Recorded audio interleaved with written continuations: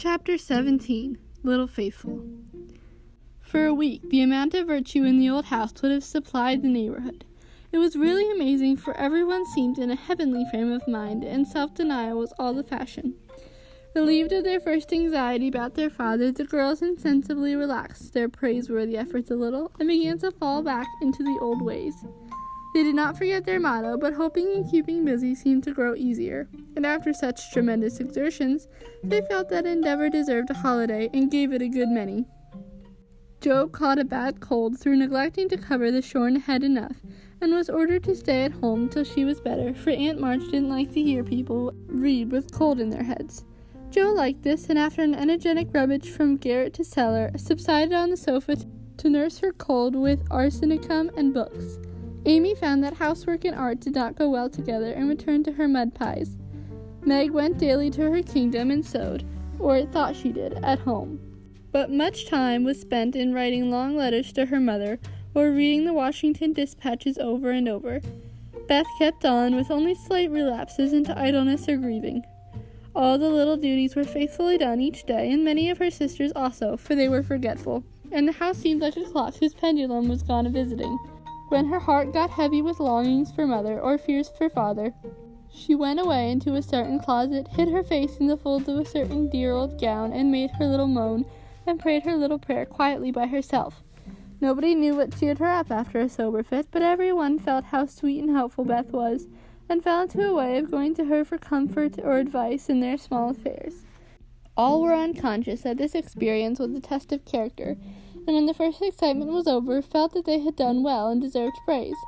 So they did, but their mistake was in ceasing to do well, and they learned this lesson through much anxiety and regret. Chapter 17. Little Faithful. For a week, the amount of virtue in the old house would have supplied the neighborhood. It was really amazing, for everyone seemed in a heavenly frame of mind, and self-denial was all the fashion. Relieved of their first anxiety about their father, the girls insensibly relaxed their praiseworthy efforts a little, and began to fall back into the old ways. They did not forget their motto, but hoping and keeping busy seemed to grow easier, and after such tremendous exertions, they felt that endeavor deserved a holiday, and gave it a good many. Joe caught a bad cold through neglecting to cover the shorn head enough, and was ordered to stay at home till she was better, for Aunt March didn't like to hear people read with cold in their heads. Joe liked this, and after an energetic rummage from garret to cellar, subsided on the sofa to nurse her cold with arsenicum and books. Amy found that housework and art did not go well together, and returned to her mud pies. Meg went daily to her kingdom and sewed, or thought she did, at home. But much time was spent in writing long letters to her mother, or reading the Washington dispatches over and over. Beth kept on, with only slight relapses into idleness or grieving. All the little duties were faithfully done each day, and many of her sisters also, for they were forgetful, and the house seemed like a clock whose pendulum was gone a-visiting. When her heart got heavy with longings for mother, or fears for father, she went away into a certain closet, hid her face in the folds of a certain dear old gown, and made her little moan, and prayed her little prayer quietly by herself. Nobody knew what cheered her up after a sober fit, but every one felt how sweet and helpful Beth was, and fell into a way of going to her for comfort or advice in their small affairs.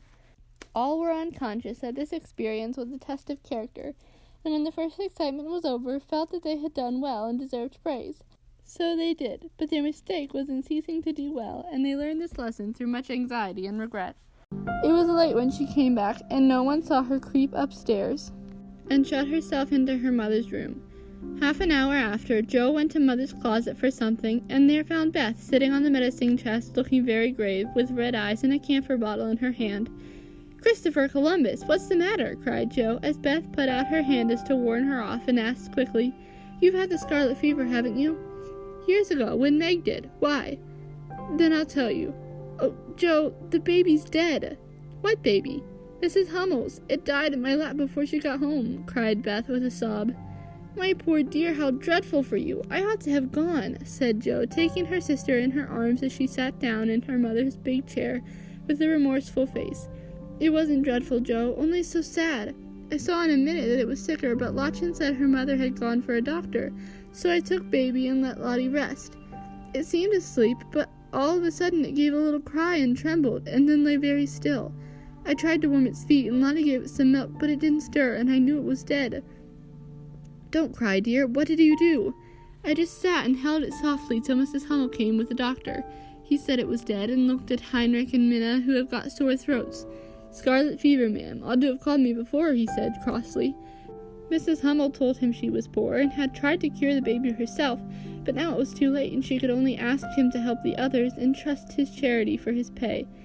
He smiled then, and was kinder, but it was very sad, and I cried with him till he turned round all of a sudden, and told me to go home and take Belladonna right away, or I'd have the fever." "No, you won't," cried Joe, hugging her close with a frightened look. "Oh, Beth, if you should be sick, I never could forgive myself. What shall we do?" "Don't be frightened. I guess I shan't have it badly. I looked in Mother's book and saw that it begins with headache, sore throat, and queer feelings like mine. So I did take some Belladonna, and I feel better," said Beth, laying her cold hands on her hot forehead and trying to look well. "If Mother was only at home," exclaimed Joe, seizing the book and feeling that Washington was an immense way off. She read a page, looked at Beth, felt her head, peeped into her throat, and then said gravely, "You've been over the baby for more than a week, and among the others who are going to have it, so I'm afraid you're going to have it, Beth.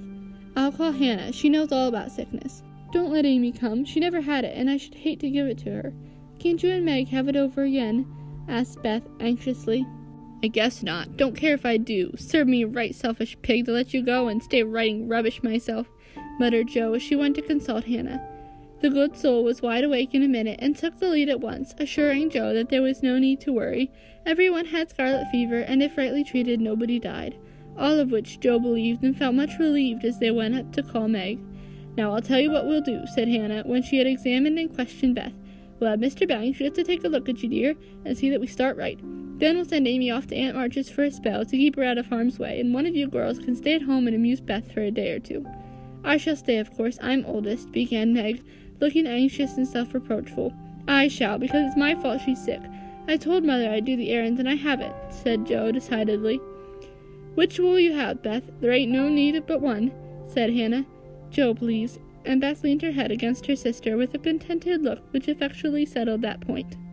"I'll go and tell Amy," said Meg, feeling a little hurt, yet rather relieved on the whole, for she did not like nursing, and Joe did. Amy rebelled outright, and passionately declared that she had rather have the fever than go to Aunt March. Meg reasoned, pleaded, and commanded, all in vain. Amy protested that she would not go, and Meg left her in despair to ask Hannah what should be done. Before she came back, Laurie walked into the parlor to find Amy sobbing with her head in the sofa cushions. She told her story, expecting to be consoled. But Laurie only put his hands in his pockets and walked about the room whistling softly as he knit his brows in deep thought. Presently, he sat down beside her and said, in his most wheedlesome tone, "Now be a sensible woman and do as they say. No, don't cry, but hear what a jolly plan I've got. You go to Aunt March's, and I'll come and take you out every day, driving or walking, and we'll have capital times. Wouldn't that be better than moping here?"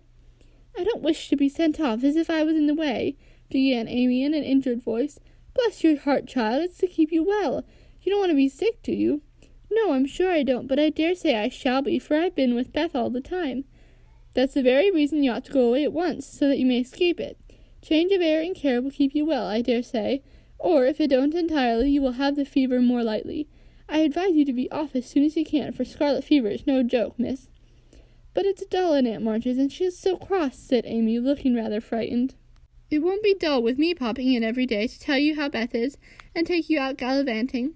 The old lady likes me, and I'll be as clever as possible to her, so she won't peck at us, whatever we do. Will you take me out in the trotting wagon with Puck, on my honor as a gentleman, and come every single day? See if I don't, and bring me back the minute Beth is well, the identical minute. And go to the theater, truly, a dozen theaters if we may." "Well, I guess I will," said Amy slowly. "Good girl. Sing out for Meg and tell her you'll give in," said Laurie with an approving pat which annoyed Amy more than the giving in. Meg and Joe came running down to behold the miracle which had been wrought, and Amy, feeling very precious and self-sacrificing, promised to go if the doctor said Beth was going to be ill. "How is the little dear?" asked Laurie, for Beth was his especial pet, and he felt more anxious about her than he liked to show. "She's lying down on Mother's bed and feels better. The baby's death troubled her, but I dare say she has only got cold. Hannah says she thinks so, but she looks worried, and that makes me fidgety," answered Meg. "What a trying world it is," said Jo, rumpling up her hair in a fretful sort of way. "No sooner do we get out of one trouble than down comes another. There don't seem to be anything to hold on to when Mother's gone, so I'm all at sea." "Well, don't make a porcupine of yourself. It isn't becoming. Settle your wig, Jo, and tell me if I shall telegraph to your mother or do anything," asked Laurie, who had never been reconciled to the loss of his friend's one beauty. "That is what troubles me," said Meg. "I think we ought to tell her Beth is really ill, but Hannah says we mustn't, for Mother can't leave Father, and it will only make them anxious. Beth won't be sick long, and Hannah knows just what to do, and Mother said we were to mind her. So I suppose we must, but it don't seem quite right to me." Well, I can't say. Suppose you ask Grandfather after the doctor has been." "We will. Jo, go and get Dr. Bangs at once," commanded Meg. "We can't decide anything till he has been."